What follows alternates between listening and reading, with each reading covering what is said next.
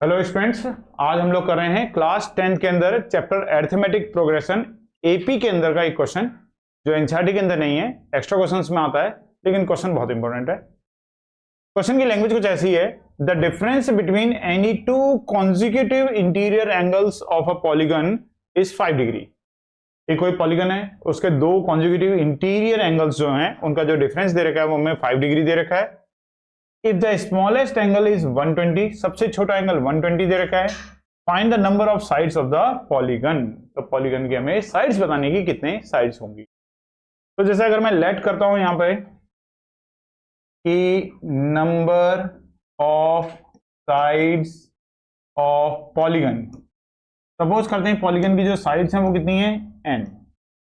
अगर जितनी साइड्स होती हैं किसी भी पॉलीगन में उतने ही एंगल भी होते हैं। जैसे ट्रायंगल में 3 साइड होती हैं तो 3 एंगल होते हैं, क्वाड्रिलेटरल में 4 साइड होती हैं तो 4 एंगल होते हैं।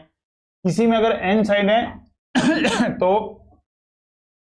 Number of angles of polygon, उसके जो एंगल होंगे वो भी n ही होंगे। तो देखो क्वेश्चन की लैंग्वेज ये है कि कोई पॉलीगन चल रहा है, सपोज जैसे एक कोई पॉलीगन है ऐसे ऐसे ऐसे, उसकी कितनी साइड्स हैं ये तो हमें दे नहीं रखा, इसलिए मैं पॉलीगन पूरा कंप्लीट नहीं कर रहा, पर इस टाइप से कोई कोई पॉलीगन चल रहा है। सबसे छोटा एंगल है उसका 120 डिग्री का, और उसके बाद जो कॉन्जिक्यूटिव एंगल्स हैं इंटीरियर एंगल्स, उनके बीच में जो डिफरेंस है वो 5 डिग्री का चलता जा रहा है, मतलब 5 डिग्री का गैप आता रहेगा। तो 120 अगर सबसे छोटा है तो उसके बाद वाला उससे 5 बड़ा हो जाएगा 125, उसके बाद वाला 5 और बड़ा हो जाएगा तो 130, उसके बाद वाला 5 और बड़ा हो जाएगा तो 135, और इस टाइप से सारे पॉलीगन के एंगल चलते रहेंगे। तो कहने का मतलब अगर वो इस टाइप से एंगल है कि सबसे छोटा 120, फिर उसके बाद 125 डिग्री, फिर उसके बाद 130 डिग्री, फिर उसके बाद 135 डिग्री, ऐसे चलता जा रहा है। तो ये एक एपी तैयार हो गई। इसकी फर्स्ट टर्म जो हो गई वो 120 हो गई, और जो कॉमन डिफरेंस हो गया वो 5 डिग्री का हो गया। तो चलिए सबसे पहले हम पॉलीगन के सारे एंगल्स का सम फाइंड आउट करेंगे यहाँ पे एसएन का फॉर्मूला यूज करके। तो एपी में हम लोग एसएन का फॉर्मूला जानते हैं कि एपी के अंदर जो एसएन का फॉर्मूला होता है वो होता है n/2 2a plus n-1 into D. ये सम का फॉर्मूला है एपी के अंदर। तो इस फॉर्मूले का यूज करके पहले हम पॉलीगन के सारे एंगल्स का सम निकालेंगे। तो हम निकालने जा रहे हैं sum of all angles of polygon, और पॉलीगन के सारे एंगल का सम का फॉर्मूला हम लोग यूज करेंगे तो n/2 2a plus n-1 into D. यहां पर n की तो वैल्यू हमें पता नहीं है, लेकिन फर्स्ट टर्म हमें पता है, फर्स्ट टर्म है 120, n हमें पता नहीं है लेकिन कॉमन डिफरेंस हमें पता है 5 डिग्री। इसको थोड़ा सिंप्लीफाई कर लेते हैं तो यहां से आ जाएगा ये 240, ये हो जाएगा 5n-5, n/2 ये हो जाएगा 5n प्लस 235। तो ये हमारे पास सारे एंगल्स का सम आ गया एपी का फॉर्मूला यूज करके।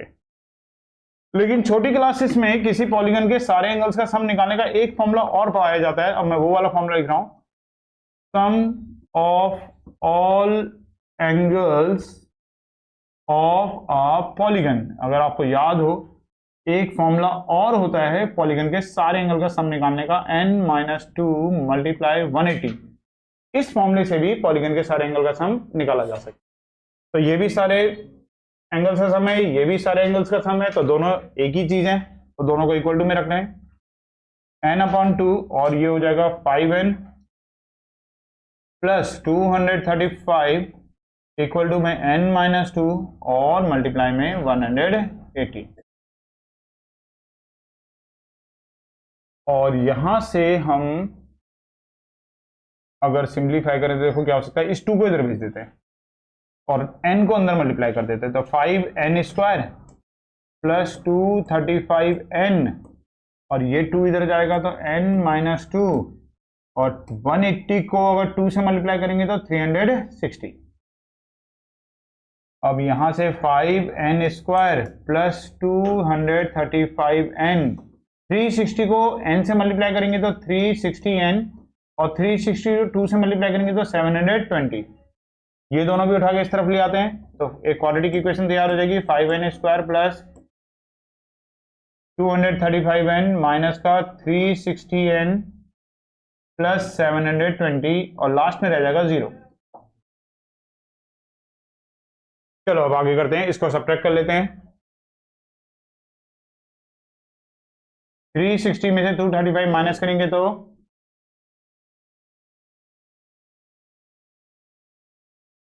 125n plus 720 equal to 0। देखो 5 फिर से कॉमन आ सकता है, अगर हम कॉमन ले लेंगे तो स्प्लिटिंग के लिए हमारा थोड़ा आसानी हो जाएगी। 25n 5 × 5 2 कैरी 5 4 जा 20 और 5 4 जा 20, तो 5 0 की तरफ चला जाएगा, या 5 0 के इक्वल नहीं हो सकता, आप ऐसे भी बोल सकते हो। तो 5 को हमने हटा दिया यहाँ से, 144 इक्वल टू 0। अब ये आई हमारे पास एक क्वाड्रेटिक इक्वेशन जिसमें हम लोग करेंगे मिडिल टर्म स्प्लिटिंग। दो नंबर ऐसे चूज करने हैं जिनको मल्टीप्लाई करके तो आए 144 और प्लस करके आ जाए 25, 16 और 9। तो 16 और 9 अगर ऐसे हैं तो क्या लिखेंगे, माइनस का 16n माइनस का 9n प्लस का 144 इक्वल टू 0। यहां से n कॉमन आ जाएगा तो कितना बचेगा, n माइनस 16। यहां से माइनस का 9 कॉमन आ जाएगा तो n minus 16 equal to 0। n minus 16 फिर से कॉमन आ जाएगा, बचेगा n minus 9 equal to 0।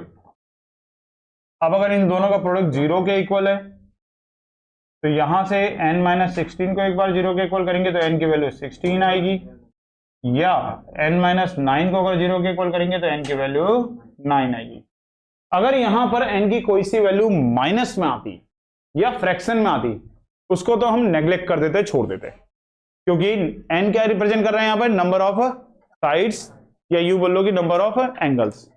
n इसको रिप्रेजेंट, और नंबर ऑफ साइड्स बोलो या नंबर ऑफ एंगल्स बोलो, ये नेगेटिव में नहीं हो सकते या फ्रैक्शन में नहीं हो सकते। पर यहां तो n की दोनों वैल्यू हमारे पास प्लस में ही आ रही हैं और पूरा पूरा नंबर भी आ रही है, तो कुछ भी पॉसिबल है।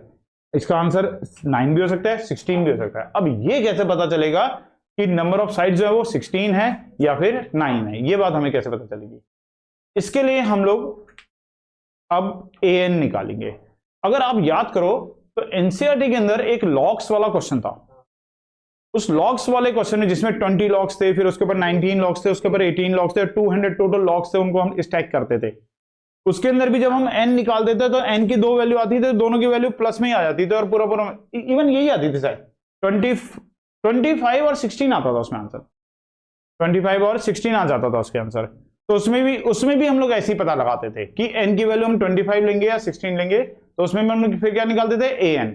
और an में अगर कोई माइनस में आ जाएगा तो वो हमारा क्या हो जाता था, गलत हो जाता था। देखो यहां पे भी हम लोग क्या निकालेंगे अब, an। उससे पहले आप एक बात समझना, इस क्वेश्चन में अगर आप an निकालोगे तो an आपको क्या बताएगा, किस चीज की इंफॉर्मेशन देगा, क्या हुआ an? देखो एक पॉलीगन चल रहा है, मैं देखो यहां पे एक पॉलीगन चल रहा है, first angle A1, second angle A2, third angle A3, fourth angle A4, करते करते करते लास्ट में क्या आएगा, an। तो इसका मतलब an किसको रिप्रेजेंट करेगा, यहां पर क्वेश्चन के अंदर an किसको रिप्रेजेंट करेगा, लास्ट वाले एंगल को। an किसको रिप्रेजेंट करेगा, लास्ट वाले एंगल को। अब उसके हिसाब से हम देखेंगे कि हमारा कौन सी वैल्यू सही है और कौन सी वैल्यू गलत है। मैं निकालता हूं, तब तक आप लोग सोचो भी और साथ साथ मुझे बताना भी कि हम an की वैल्यू कौन सी एक्सेप्ट करेंगे, कौन। अच्छा नेगेटिव तो एक्सेप्ट करेंगे नहीं, पक्की बात है, लास्ट एंगल माइनस में तो नहीं हो सकता। तो नेगेटिव को, अगर कोई नेगेटिव आ गया तो उसको हम नेग्लेक्ट कर देंगे। देखते हैं अब क्या आता है, an निकालते हैं हम इसका। an का मतलब हम क्या निकाल रहे हैं, इसका लास्ट एंगल।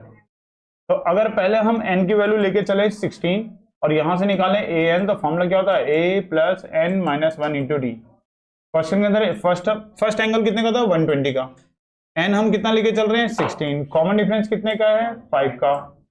तो ये हो गया 120 प्लस 15 इंटू 5, 120 प्लस 75। आपको क्या लगता है, क्या an, क्या लास्ट वाला एंगल 195 डिग्री हो सकता है?